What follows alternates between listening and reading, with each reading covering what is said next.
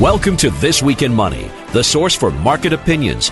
David Morgan is our guest. He is our go-to guy on silver. You can find him at silver-investor.com. It's the home of the Morgan Report. And don't forget, also on YouTube, he's at Silver Guru. And on Twitter, you can follow him at Silver Guru 22. Hey, David, it's good to have you back on This Week in Money. Phil, it's great to be back with you.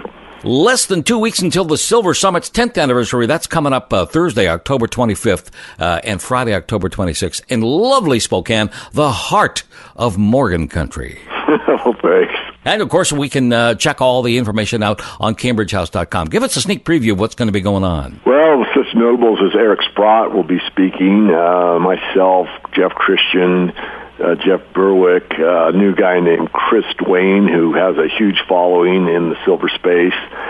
So it's really for all things silver. It's mining companies, it's metals companies, it's all kinds of things related to the silver market. Women in mining, which is something we don't talk about very much. There's a group called Women in Mining here in the local area, and they're very active in the mining sector. So, and we're just right next to the Silver Valley, which is in Idaho, one state away. So a lot of those folks will be attending. So it's really quite an event. After 10 years, Phil, we've really developed a worldwide presence, and we have people from basically all over the globe that attend the Silver Summit. Just off the top of your head, Dave, what was the price of silver 10 years ago? Boy, that's a tough one. I would say probably under 10. Okay. Start of the year, 2012 at $28. It's been as high as $35. Been on a tear since the end of June and currently trading just under $34. What is going on with silver? Well, as always, Phil, it moves up and down like anything, but we've had a very tightly held supply for quite some time. And when you have a tight float like you would have in a stock or a tight float in a commodity like silver, any new buying tends to push the price up fairly easily. And that's where we are right now. So there's always the short-term traders, the people that buy, just to look to lock in a gain for a day or a week or maybe a couple weeks and that kind of thing. And I think that's where we're at presently. I think some of the short-term guys are ready to get out. I mean, silver has made a run from basically 28 to 35 on the spot month, basis of spot month, I should say.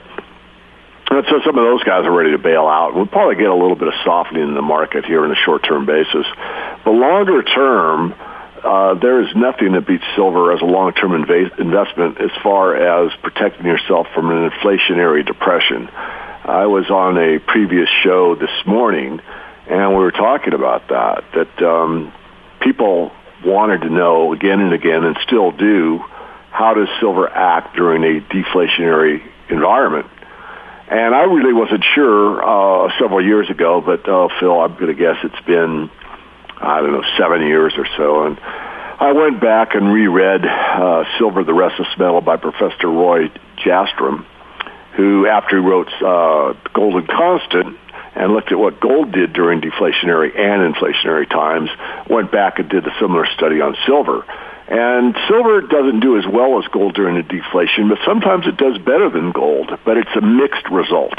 You can't say with silver that no matter what happens, deflation or inflation is going to protect you. Gold, you could pretty much make that statement. With silver, he did make a conclusion, and that was in an inflationary depression where you would continue to print currency until it becomes worth less until it's worthless.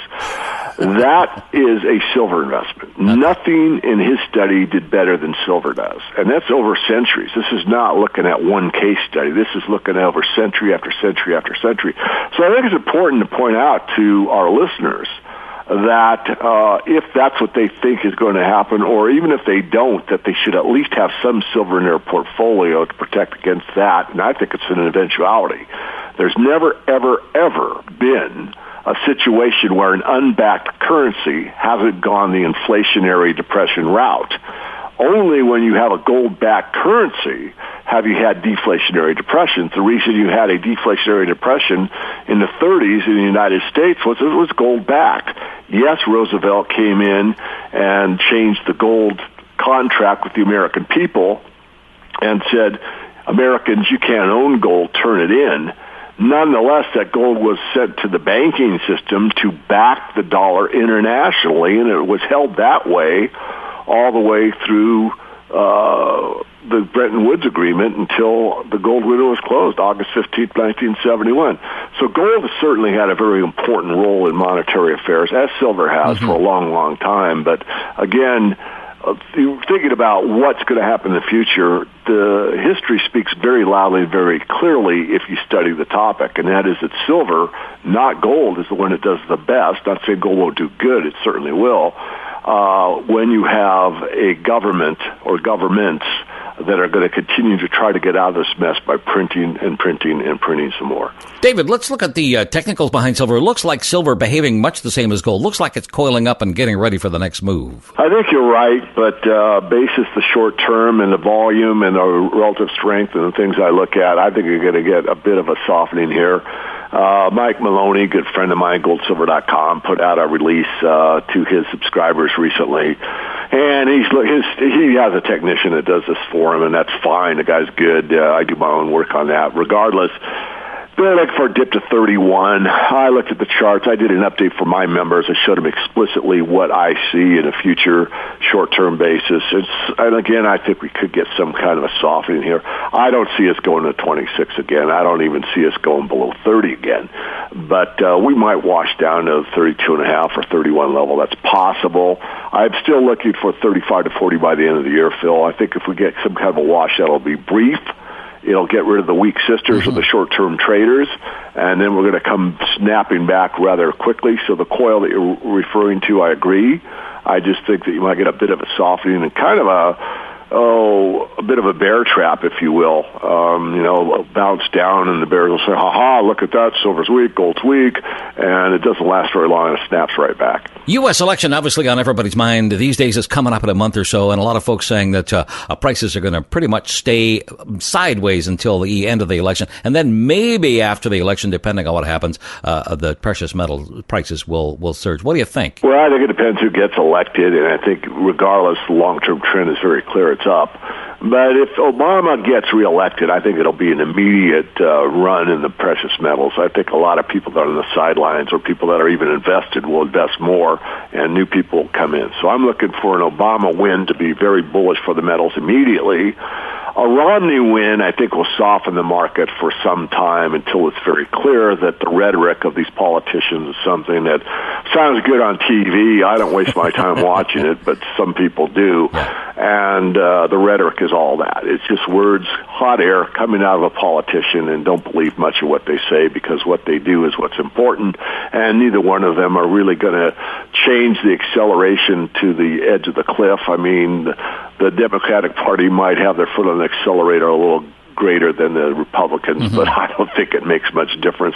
We're headed toward the cliff. We're very close to the end, and it's going to happen unless there's huge policy shifts, and these policies are not going to be enacted by any of the candidates that are presently available. We're talking to David Morgan here on This Week in Money, and let's talk about one of the other big factors affecting silver over the next little while. News from the Eurozone. It seems that money printing is just about everywhere these days. It is, and again, going back to that study with Professor Jastrom, I mean, if you really understand what's going on and you want to prepare for it financially, silver is the place to be.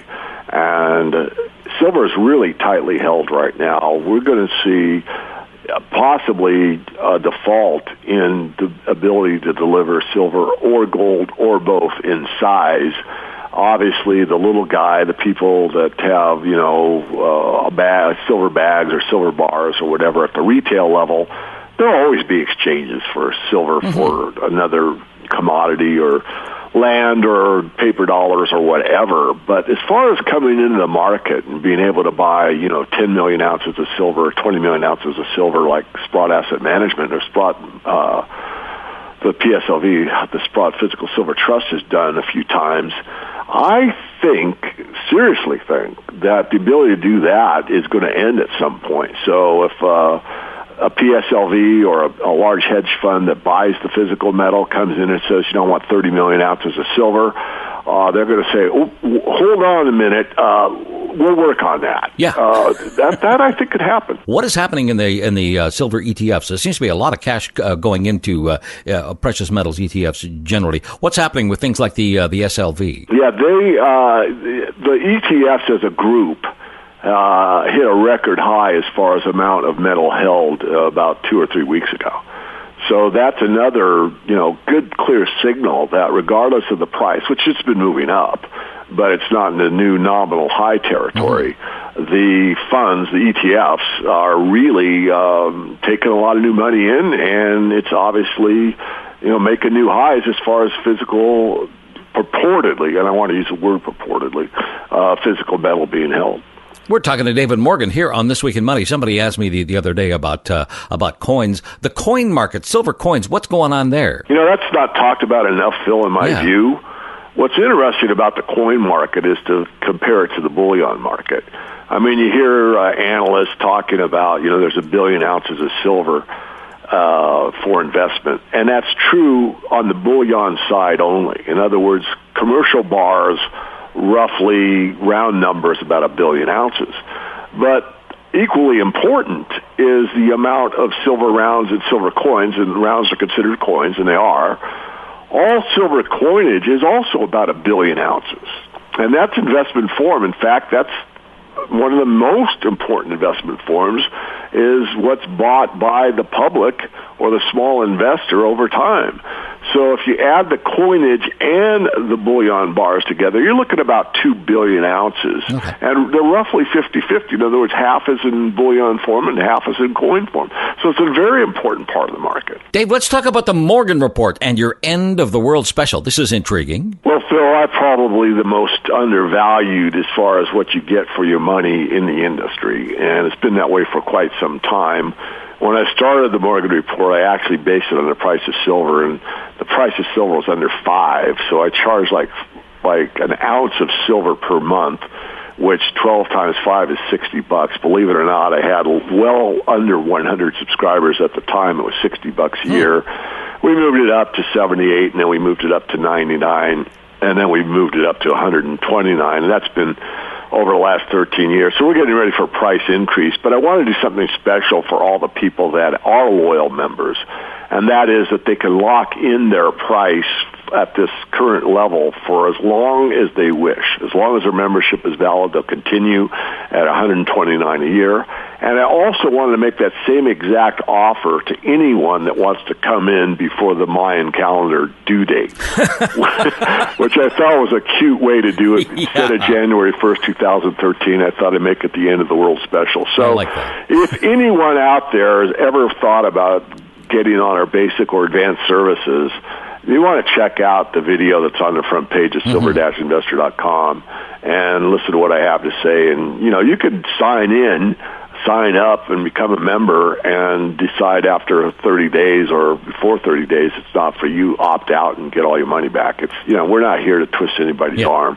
But if you do like it, you can stay on board for that price and, again, lock in forever. The prices are going up roughly 40% across the board, again, after December 21st, 2012. You'll find David Morgan at silver-investor.com, home of the Morgan Report. Don't forget the Silver Summit's 10th anniversary. That's coming up in a couple of weeks, Thursday, October 25th, Friday, October 26th, in lovely Spokane, Washington. You can get more details at cambridgehouse.com. Hey, David, always fun. Thank you, sir. My pleasure. Thank you. And thank you for listening. I'm Phil Mackesy for AmericanManganeseInc.com.